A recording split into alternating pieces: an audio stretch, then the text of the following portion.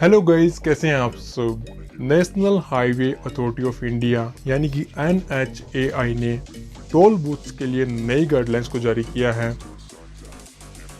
और अगर इन्हें अच्छे से फॉलो किया जाता है तो आपकी जो गाड़ी है वो टोल बूथ को बिना टोल टैक्स पे किए क्रॉस कर सकती है। आइए इस वीडियो में इसके बारे में डिटेल में जानते हैं। सो गाइज, NHAI ने इंडिया में दो नए नियमों को इंट्रोड्यूस किया है। पहला है 10 सेकेंड रूल और दूसरा है 100 मीटर रूल। इंडिया में वैसे सभी गाड़ियों पर ऑलमोस्ट फास्टैग लग चुका है, जिससे कि जो टोल बूथ है वहाँ पर रश कम हो गया है। लेकिन 10 सेकेंड रूल ये कहता है कि जिस किसी भी गाड़ी के ऊपर फास्टैग लगा हुआ है और उसका टोल बूथ पे जो भी काम है वो 10 सेकेंड के अंदर कंप्लीट हो जाना चाहिए, यानी कि जो वेटिंग पीरियड है वो 10 सेकेंड से ज़्यादा नहीं होना चाहिए। इसका मतलब है कि अब आपको टोल प्लाजा पर 10 सेकंड से ज़्यादा इंतज़ार नहीं करना पड़ेगा। इसके बाद भी जो दूसरा रूल है वो है 100 मीटर्स का।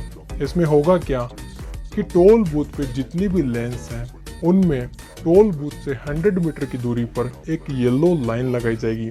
इसमें होता क्या है कि जितनी देर तक गाड़ियाँ उस लाइन के अंदर हैं तब तक सभी गाड़ियों से टोल वसूला जाएगा। लेकिन अगर किसी लेन में जो गाड़ियों की लाइन हो ज़्यादा लंबी हो जाती है 100 मीटर से और जो येलो लाइन है उसके पीछे भी गाड़ियां लग जाती हैं, तो ऐसी स्थिति में उस लेन में लगी हुई सभी गाड़ियों को बिना टोल टैक्स वसूले ही टोल बूथ को क्रॉस करने दिया जाएगा, जब तक कि जो लास्ट गाड़ी है वो 100 मीटर वाली रेंज यानी कि जो येलो लाइन है उसके अंदर ना आ जाए। तो इस तरह से जो आपका टोल टैक्स है वो बच सकता है।